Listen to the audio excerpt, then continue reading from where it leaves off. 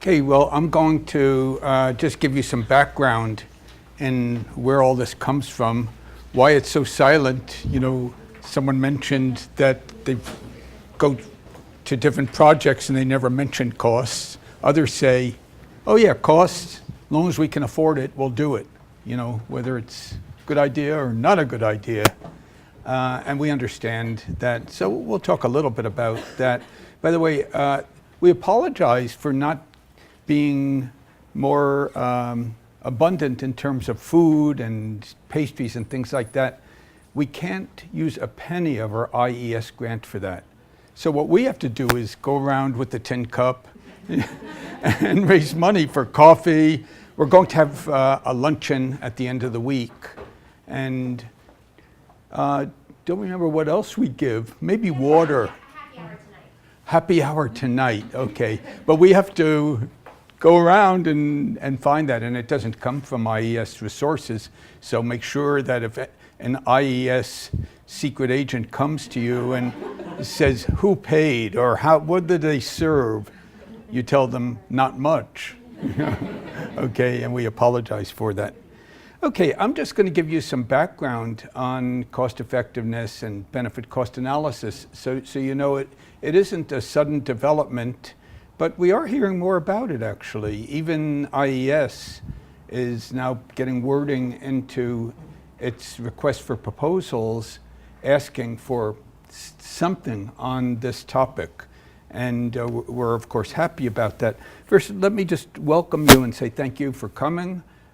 We appreciate your interest in this topic, and we hope we can reciprocate so that you feel that it was worthwhile spending a week of your time, to hear about it, study it, talk about it, and so on. This is the last of 6 training sessions over 3 years, and we do thank the IES, and our team welcomes you.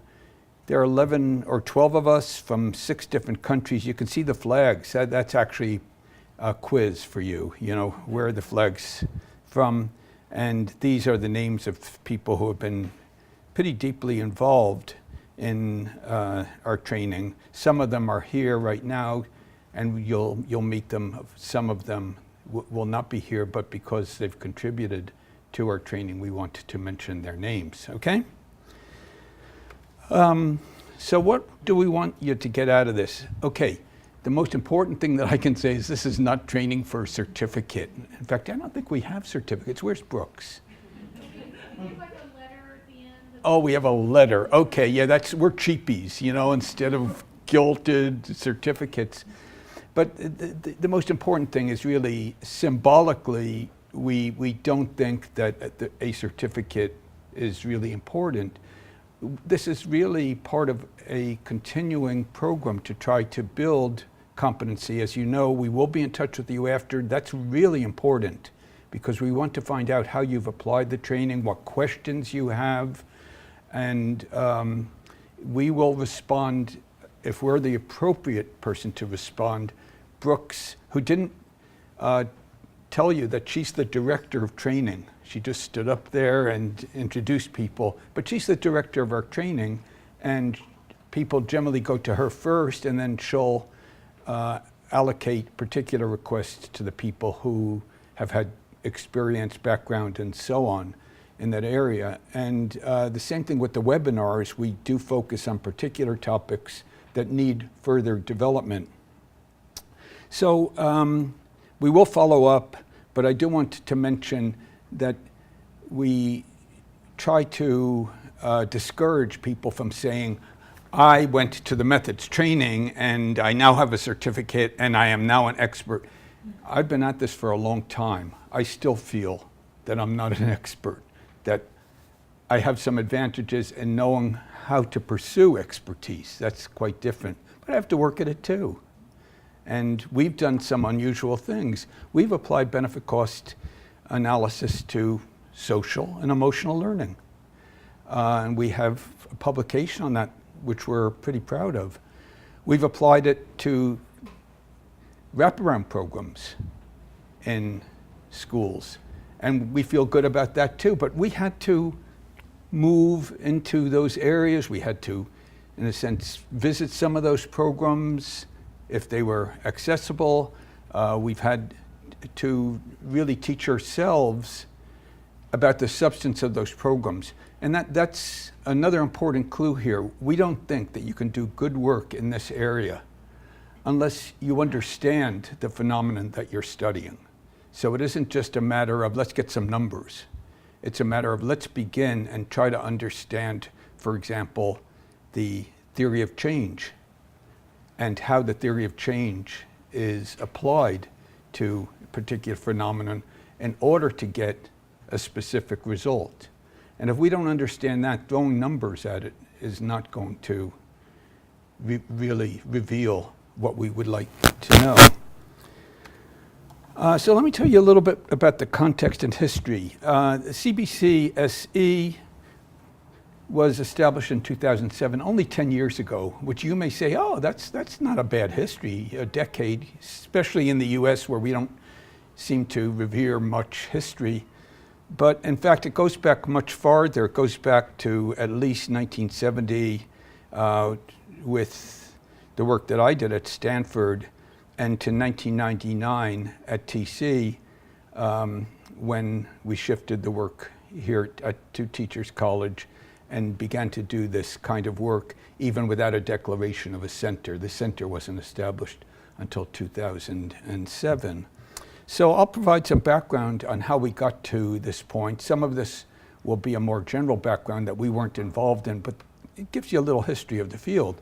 Okay, as you know, we have two primary tools. We have cost effectiveness, and Clive's going to say more about this later and differentiate this tool, but cost effectiveness is essentially a comparison of educational alternatives that have the same goal, to determine which have the largest effects relative to cost. The other main tool that we deal with a number of others, but main tool is benefit cost analysis. And this is a comparison of educational alternatives in terms of the costs and monetary value of benefits to see if it's a good investment decision, if benefits exceed the cost, and by how much, in order to inform investment decisions. Now, they're related. In fact, the good news is that the cost analysis that you will do is identical in the two approaches. The difference is on the effectiveness benefits side. So let's talk a little bit about benefit cost analysis. It had its origins in the 1930s. Had a very, very interesting origin because it came out during the Great Depression. During the Great Depression, Congress passed the Water Resources Act, I believe in 1930 or 31, and it was very employment focused. Now, you could ask, well, how could that be water, and employment? Well, different parts of the country were suffering, as you can imagine. The amount of unemployment without the protections that we have today, by the way, without unemployment payments, was enormous. And so different representatives in the Congress said, oh, what we need is a huge project in our section of the country. Some of you are familiar with the Tennessee Valley Authority and the importance of that project in terms of bringing electrification to the rural areas of Tennessee and surrounding. Well, that was one of the projects that was funded under this. But interestingly, they were all water resource projects because water resource projects are big projects. What did those look like? Well, hydroelectric dams. And all of the major hydroelectric dams that you hear about today, Hoover and so on, were all built in that period. Expanding ports, deepening rivers and channels, flood control. There were many, many. We could also go into some for recreation, although these were not happy times and recreation did not have the hold on the Congress that some of these others did. But what they argued was that these are projects which benefit various regions of the country, and they provide employment as well, and they're needed.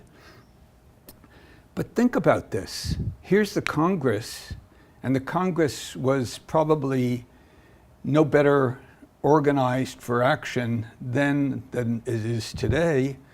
And you have these diverse outcomes. Some are claiming they're great projects because they produce electricity, some potable water, recreation, flood reduction, faster transport, expanded transport, and so on and so forth. Very, very different outcomes.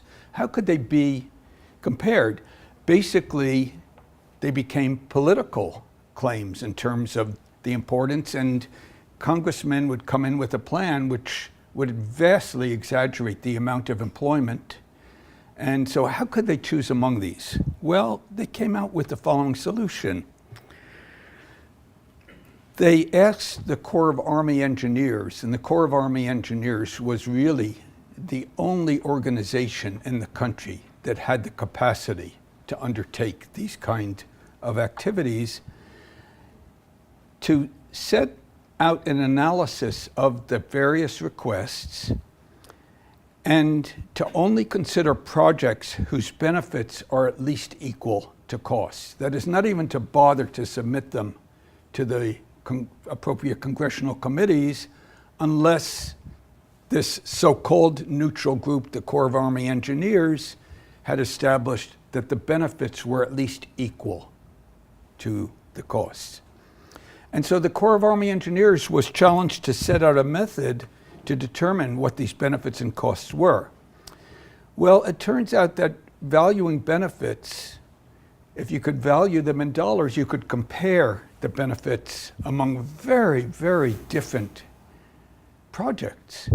And water, we could kind of figure out what was the value of potable water, of electric power, reductions in flood damage. You know, you have hydrological maps that tell you what is likely to be the flood damage over a period of 40, 50 years, how periodic it's likely to be, and so on and so forth. The reductions in the cost of transport by having larger ports so that you reduced travel time. Recreation was somewhat more difficult, but what they would do is try to ascertain what the market prices were of these particular outcomes. Now, in some cases, you're going to hear this term from Clive, shadow prices. You say, what are shadow prices? There are prices, right? Well, shadow prices are when you go in and change something. Think of electrification for a moment. This is not the only measure of shadow prices, but it's one way that you would apply them in this particular case. Think of what happens if you electrify thousands of miles, thousands of square miles of rural area. Something happens to the price because you've increased the supply tremendously, and it takes a while for demand to catch up. And the result is you can't just take today's price of electricity and say, oh, that's the value. So what you do is you have to do more analysis, and you come out with what we call a shadow price, which is not the market price at the moment, but it's a better representation of what the value of the additional electricity will be over a particular time. You could do the same thing with water. You could do the same thing with flood control. In any event, these were methods that began to be developed during this period. And then they put together estimates of benefits and costs. The costs were more straightforward because they were represented over a shorter period of time. You know, electrification over 50 years or 100 years is very different than the idea of building hydroelectric facility over a 2 to 3 year period. And by the way, they could do everything over a 2 to 3 year period in those days because they didn't have environmental impact reports or a lot of other things that we have today. The Empire State Building was built over a period of, I believe, of only a year and a half. And essentially, they were building one floor every 3 days at some point. And it was still standing, so not bad, you know. Okay, and then of course, and we'll talk about this, they adjusted the benefits and costs for time patterns through discounting.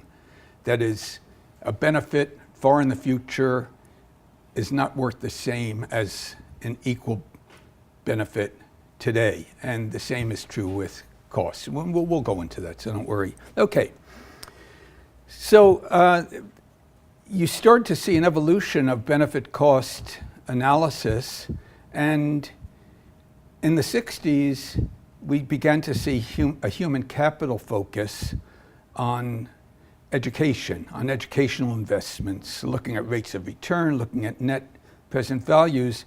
So starting in the 60s, almost 30 years later, we start to see a formal application of these kinds of methods to education and to investment in education, expansion of education, comparing types of education, and so on. And by the 70s, we see an expansion to include the impact of education on returns to taxpayers for increased productivity, tax revenues, health, and public assistance as benefits. By the 80s, a number of you have mentioned early childhood education. We see applications to early childhood, Perry Preschool, Abecedarian, Chicago Child and Parents, and today many programs in that area. So I mentioned that no alternative should be considered if benefits are less than cost or the B-C ratio is less than 1. Priority should be given to those with the highest benefit cost ratios. That's very important. The fact that the benefit to cost ratio shows that benefits exceed costs is not an adequate condition. It's a necessary condition for considering an investment. But what you want to do is to look at all of the alternatives and to select from among those that have the highest benefit relative to cost.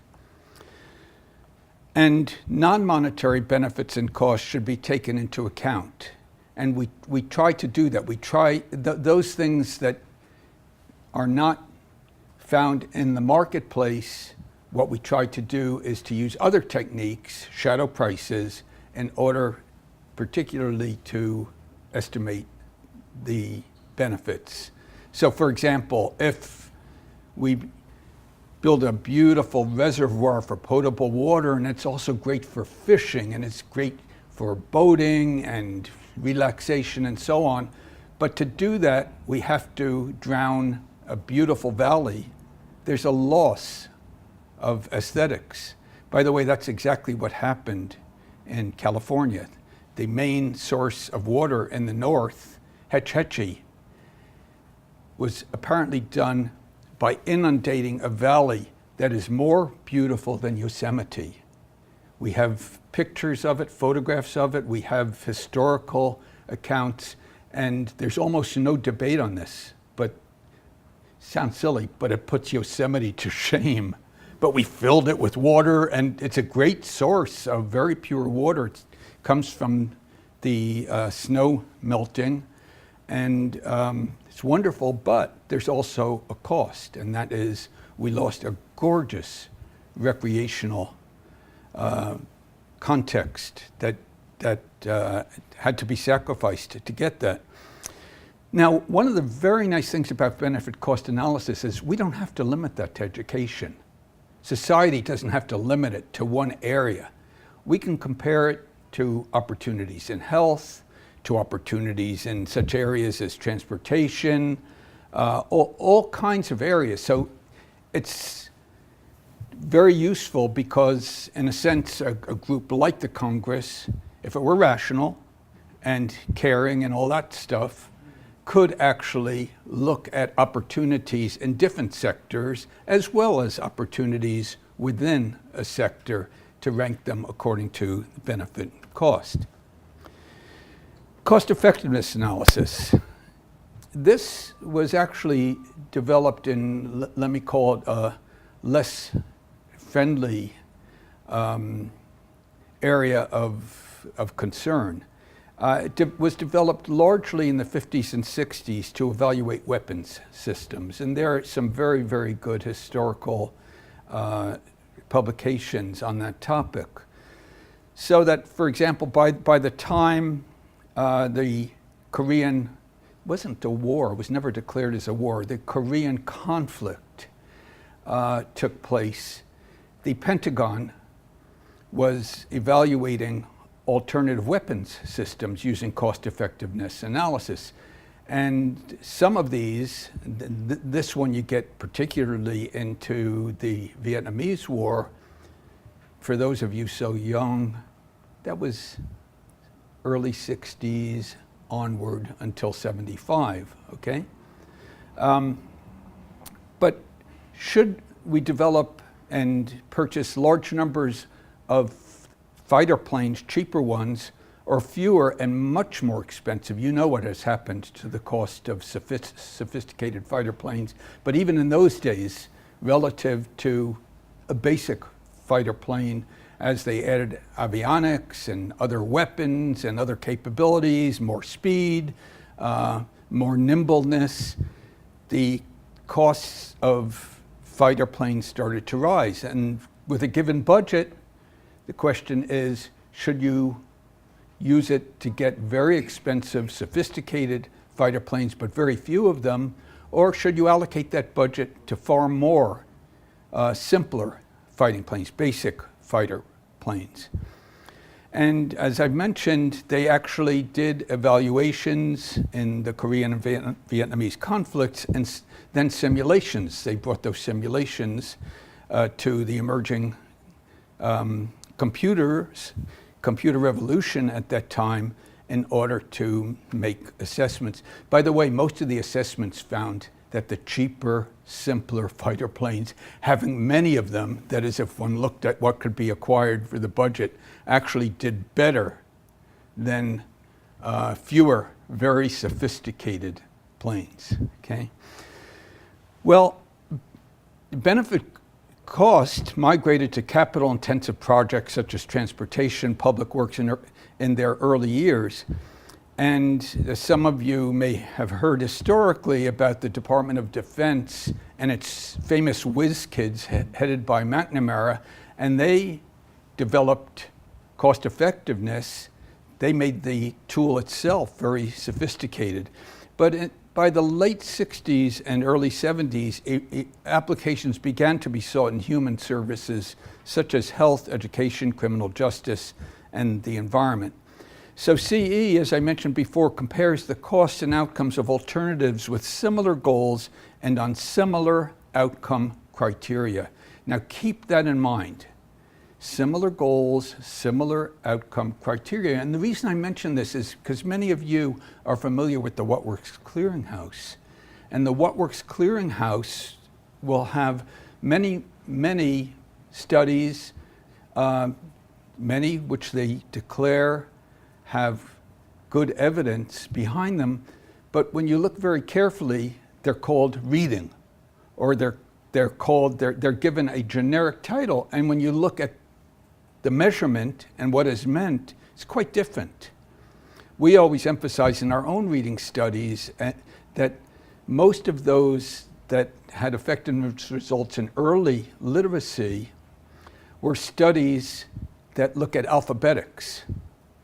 They look at decoding skills, they look at the ability to form sounds and words, but they pretty much stop there. They don't look at vocabulary and they don't look at reading comprehension.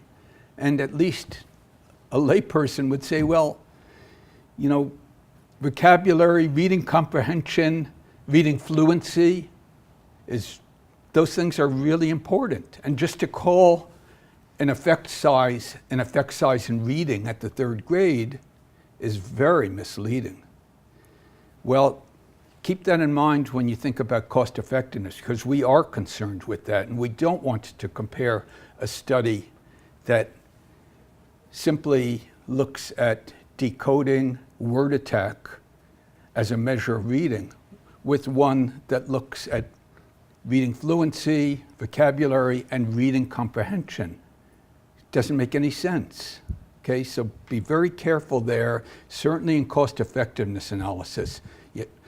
It's very important that we look at studies that have a common set of goals and a common set of metrics or measures, okay? Doesn't mean everything has to have the same test, but at least let's look at the same dimensions and let's understand how those tests measure those dimensions. So, cost effectiveness in education, has it really been used? Well, there are two answers to that. One answer is, if you go to the ERIC Clearinghouse, you will see thousands of studies that use as a label cost effectiveness.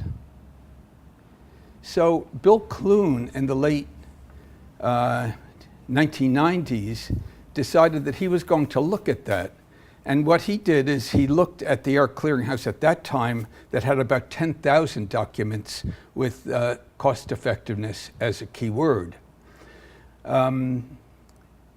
Today, 2017, 20 years later, I haven't looked at it, but I'll bet you that there are more like 25,000 studies that use that as a key word. So the question is, well, what are you saying that it's not used?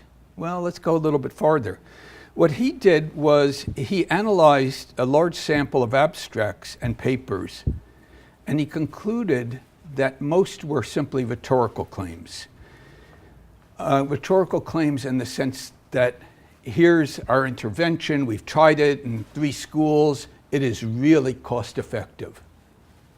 And it's not just the person saying that, but it's also the person in the audience who has no idea what that means and just assumes it means something. It doesn't. It doesn't mean anything in that form. And most people who use that term don't have a clue what that term is supposed to mean and how analysis is done and so on. But he found only 2% of the papers on the ERIC Clearinghouse had a credible attempt at cost effectiveness analysis. Credible. I didn't say had a wonderful, exemplary application. Just they tried to use costs and effectiveness, okay? So this gets us to the development of the CBSE approach.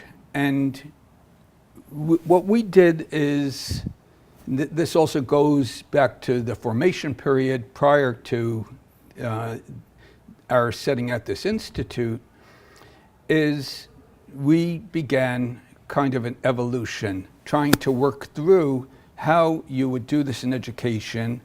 And it begins with a study of teacher selection in the Journal of Human Resources. Now, Eric Hanyashek, whom I'm sure whose name is somewhat familiar to you, did an analysis of the Coleman data. He did this as his doctoral dissertation at MIT in 1965. And he found positive coefficients for teacher experience and verbal test ability using the Coleman test results as the criteria. But now, this particular article said, but which should get priority for selection?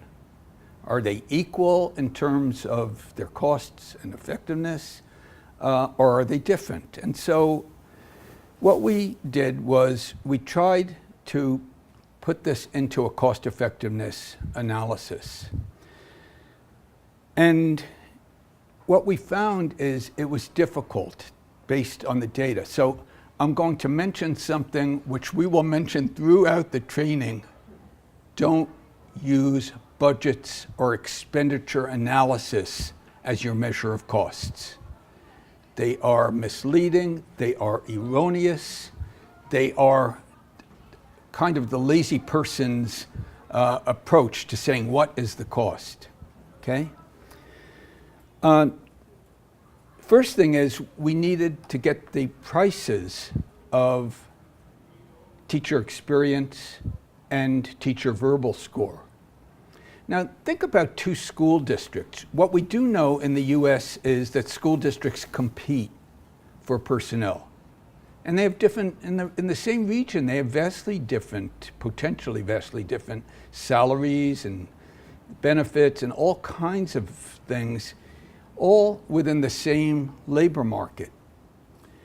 And so some districts, often because they have more resources or because they believe that the teacher resources is key, will tend to pay more than other districts. You're all familiar with this, except for Hawaii.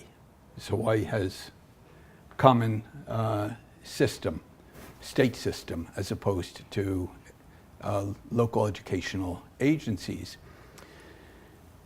But if we look at spending, what is that spending going for, and what is the price of the different resources? If you know the difference in per pupil expenditure, what can you say about the relationship between expenditure and educational outcomes? First thing is you're likely to find a different group of students.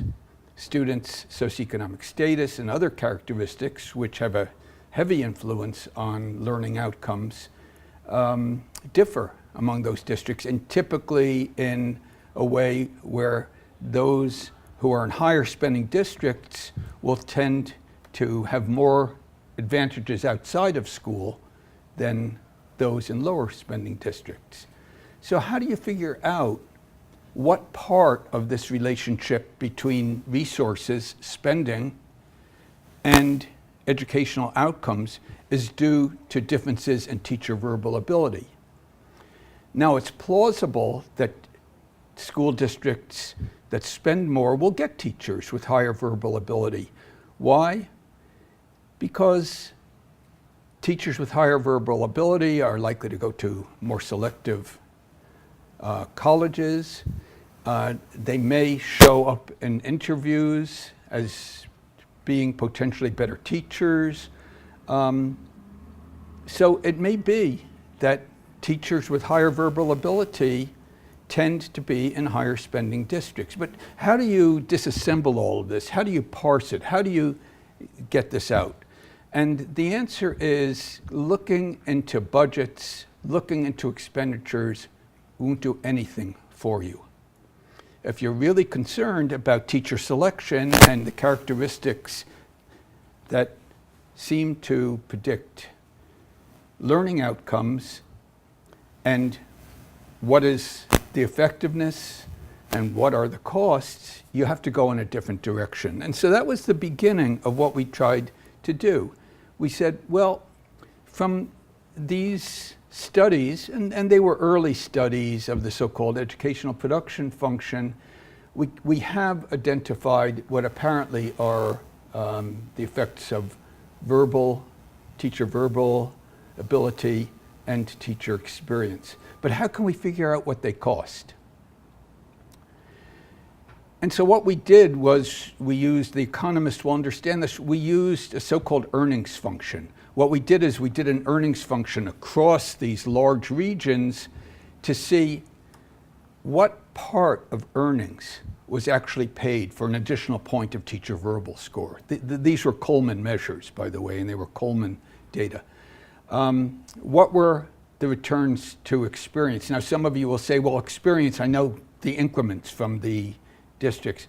Well, you don't really, because it may be that those teachers who get master's degrees are different in some ways than those who do not get master's degrees. And by the way, that can go in both directions, because teachers with better alternatives may leave, and they may be the better teachers with master's degrees, so that as you move from bachelor's degrees to master's degrees, you could actually have reductions in terms of other qualifications, unmeasured reductions. But the point is that when we say that a teacher with a master's degree gets this additional increment, they may not be the same teachers who are getting that master's degree, okay? Well, in any event, we applied this to the study, and what we found was that the increase in teacher verbal score is 10 times more cost effective for raising student achievement for blacks and 5 times more cost effective for whites than more teacher experience holding constant the other observable characteristics of teachers. And we concluded, though, then that you favor teachers with higher ability rather than more experience in terms of teacher selection, at least in these samples taken from Coleman. Okay, now let me just mention that in terms of doing this, there's a principle here. And the principle is you can't get it out of the budget, out of expenditure statements or anything like that. Even though there's John in the back room, you know, with a little computer, and you ask the question, and John won't tell you, oh, we can't figure that out. John will say, it's $753.24 for this. And you try to, any expert tries to figure out what John did, and I think the main thing is that John must have spilled the coffee on the keyboard, okay? But now we move into the early 70s. Now, by this time, we realized that the best way of determining costs is to go directly to a way of thinking about this, logical thinking, which is, here we have some result in terms of effectiveness. Assume for the moment that it's a valid result, okay? The question we want to ask is, what did it take to get that result? Now we can try to answer that in terms of implementation, very important, but we begin by saying, what were the ingredients that were required to get that result? What were the ingredients that were required? And now you can start to see why we're concerned with what is the theory of change underlying that, because we are concerned about implementation. We know there will be differences in implementation, but here's a study, let's say it's quasi-experimental, it's a regression, discontinuity design, or it's a difference in difference, or one of many propensity score matching. These are all potential quasi-experimental approaches, and we get a result. There's a comparison of some kind of intervention with business as usual. The question that we ask, the most fundamental question in terms of cost analysis, is what did it take in terms of ingredients in that specific situation to get that result? That's what we want. We're not looking for a generic in which in every case this is what you need, because each evaluation is very specific. Now, it doesn't mean we can't begin to find ways of generalizing to other situations. We'd want to look into that. But the important point is costs begin with identifying the ingredients needed to get a specific result, the result that we observe and perhaps accept in the effectiveness studies. That's where we begin. And then what we do is we ask, what does it cost for each of those ingredients? And as you're going to see, we devote quite a lot of study to that. Now, we began to apply these studies in both the benefit cost and in the cost effectiveness work. And I won't go into greater detail on that, other than to say, if you look at our website, you will see even earlier studies, one for 1972, for example, for Senator Walter Mondale's Committee on Equal Educational Opportunity. So what we tried to do is to build this approach and then to model it, to apply it, to improve it over time. And that's what we've pretty much devoted ourselves to, as well as looking at different applications in education. I mentioned social emotional learning as an example. Of course, we've done studies in early literacy, in dropout prevention, in increased graduation rates at the community college level, and so on and so forth. But in each of these endeavors, what we've tried to do is to improve our work, to improve its fidelity, to improve its precision. In 1975, we came out with the basic model, which is cost effectiveness in evaluation research, a chapter in the Handbook of Evaluation Research, the first handbook on this subject. And it uses this method, and then it goes beyond it, because what we do is we say, look, this is the total cost, but we separate that out from who finances the cost. So for example, you can get volunteers to do some things, and some people will say, see, it didn't cost. No, it cost someone something. The value of those volunteers is the time that they've dedicated to this activity rather than doing something else. Opportunity cost. And so our principle in terms of looking at what is the value of these ingredients is to use the economic criterion of opportunity cost. And we'll be talking about that in the training. And now let me just give you a good example of that.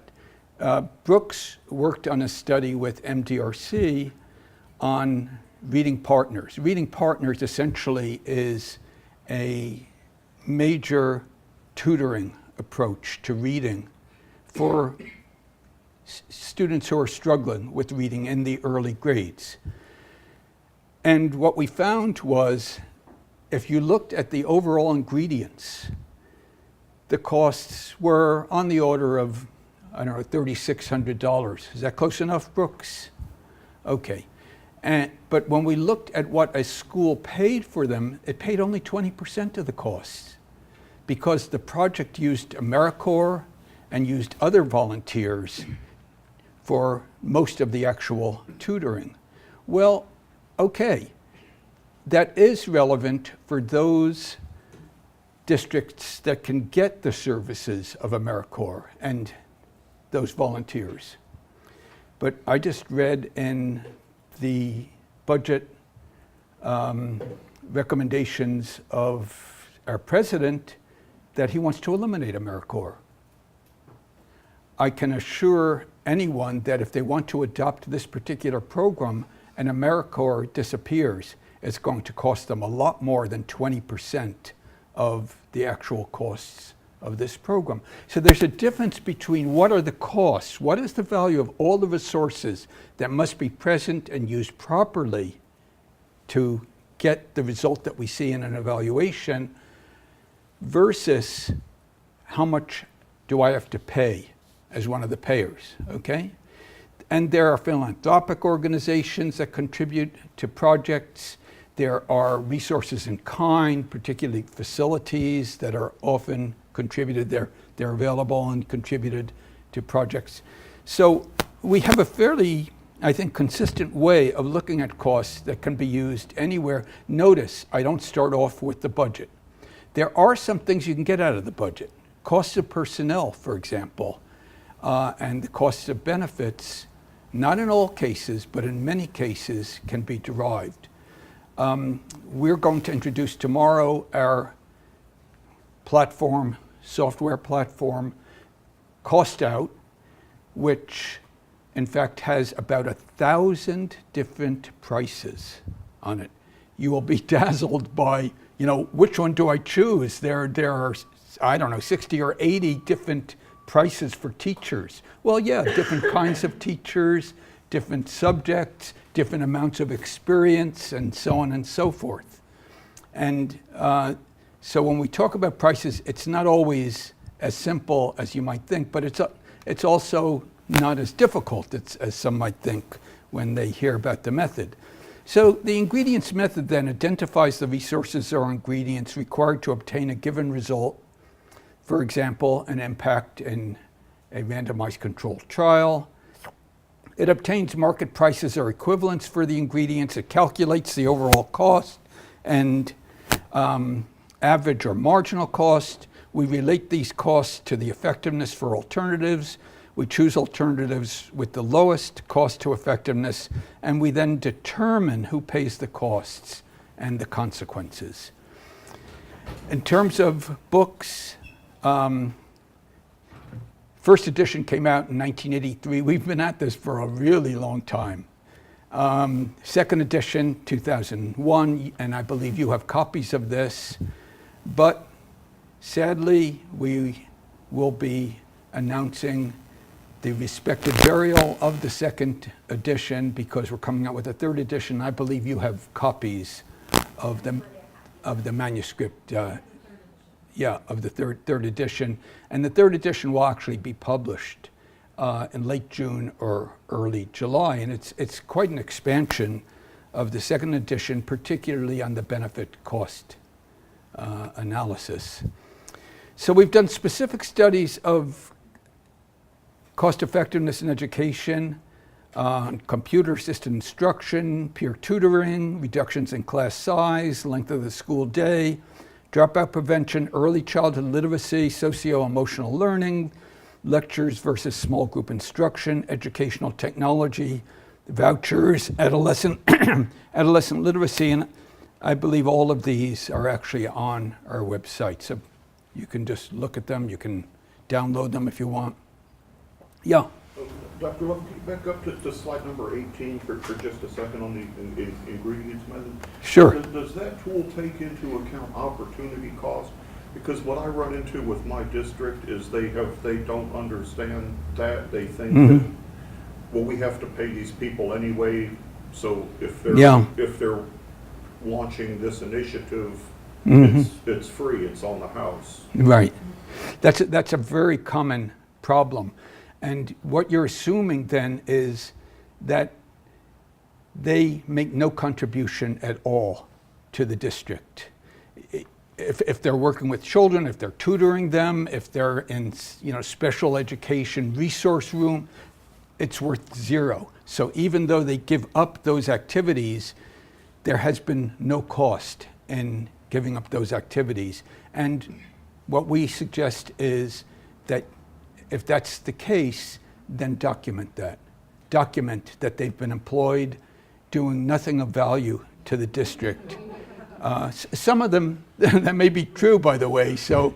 Because I didn't see it on the ingredients list, but there's a lot of time, we spend a lot of time doing things and we could be doing other things. Precisely. Okay. No, precisely. We do cover that in the new edition.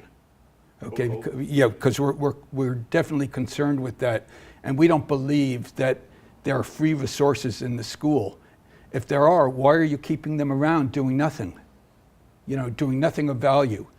Typically, you're moving them from one activity to another, and so you can look then at what is the opportunity cost of doing that. You're either replacing or you're giving up the activity that they were previously involved in, and that has a value. Yeah, okay. I need to get, because the other problem when we get very small grants that have extensive evaluation requirements. Yeah. And might get $40,000, $50,000, but it takes me 80 hours to satisfy. Right. So the cost may be far greater than the resources available. But we'll try to cover that. Right. No, it's okay. This is really just a quick introduction so that you get an overview of the history and all that stuff and how we came to these conclusions. And we have specific studies of benefit costs also. They're also on the site, I think most of them. We have studies of benefit cost of increased high school graduation nationally and for California, Connecticut, Minnesota and California. Well, I lived in California, so I guess we put that on the on this slide twice, for emphasis. But it's California, Connecticut, Minnesota, and Colorado. Okay. Early childhood education, national service, opportunity youth. That's those not working, studying, or training.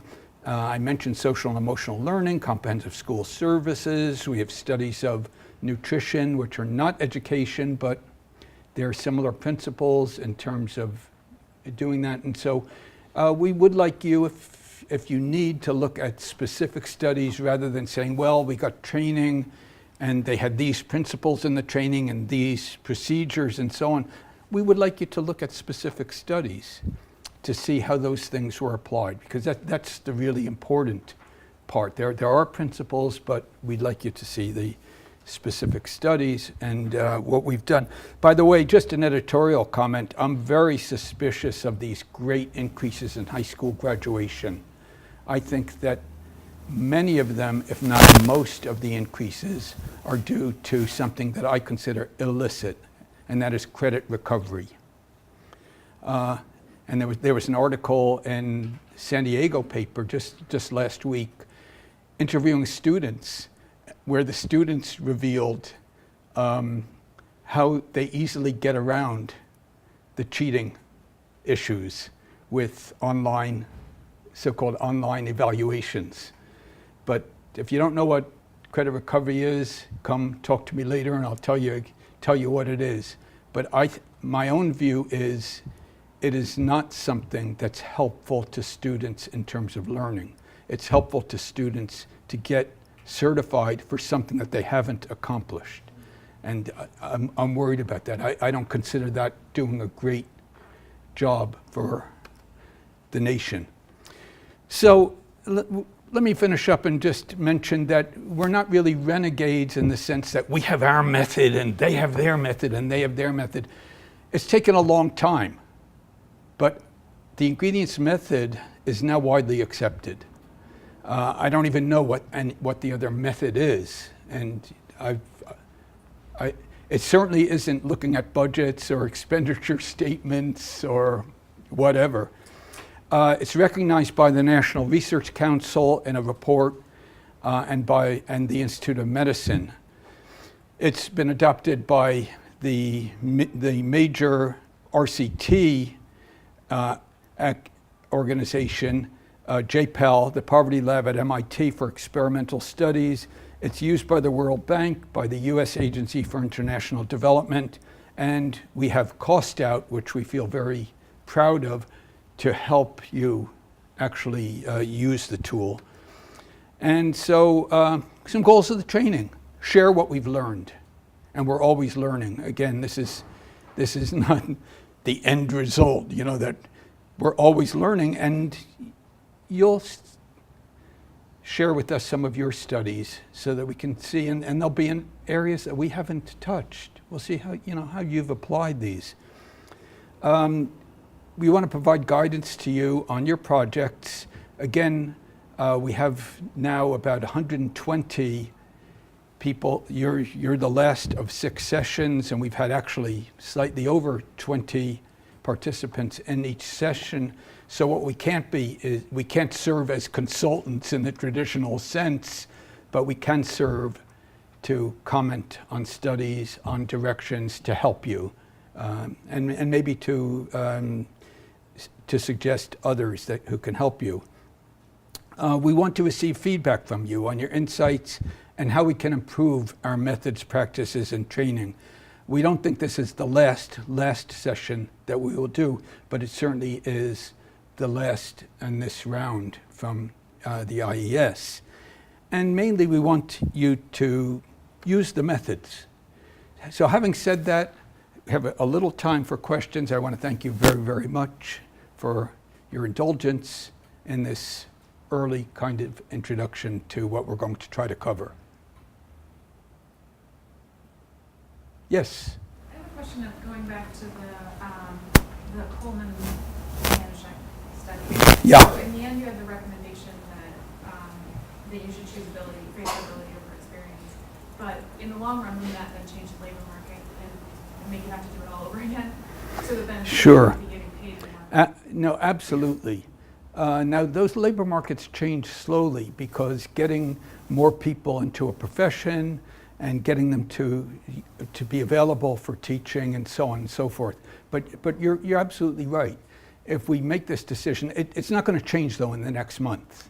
That is the kind of patterns, when you have a 5-to-1, 10-to-1 difference in terms of cost effectiveness, those are pretty large. you brought out one other thing that I didn't mention, and that we'll mention the training. Let me mention it here, that if you find small differences in cost effectiveness, we look to other criteria. For example, let's say that you have a technology-based intervention, or one that's going to involve new training of your own teachers, okay? And you have one school that feels really comfortable with technology, and they've been using it, and they've been improving their use and so on. You have another one that this is all new stuff and there's a lot of resistance. Well, you got to take that into account when you look at outcomes that are close, okay? Now, how close? Well, depends on the situation. But, you know, if you find a 20, 30% difference, I would want to look carefully at the other criteria that you would use, okay? I was actually going to follow up with that. Sure. You said that you have a cost-benefit ratio and you should always pick the one that has the higher. And now you're saying if they're close, you don't do that. But I'm wondering, what if you have two that are not very close, but one of them has a very good cost-effectiveness ratio, but the effectiveness is very low because the cost is extremely low. Mm-hmm. So you can put it into place that has a better cost-effectiveness Yeah. ratio, but it won't make that much difference. Yeah. So you have another one. Now, this is a great question. What you want to know is, can you just increase dosage and take advantage of the one with a very good cost effectiveness ratio? If you can't, if it's kind of a one-shot thing, but doesn't even begin to get the result that you really need, you need to take that into account. These are both good questions because they tell us that there's nothing automatic about the numbers that come out at the bottom here, that they go back to you as an expert. We're part of the analytic apparatus, and we have to take that responsibility rather than saying, no, it's all there, and we just mechanically follow whatever the numbers come out with. So there is a discourse underlying the numbers, and the discourse is informed. The discourse is something that we can explain to others why we think this is a better strategy than that, okay?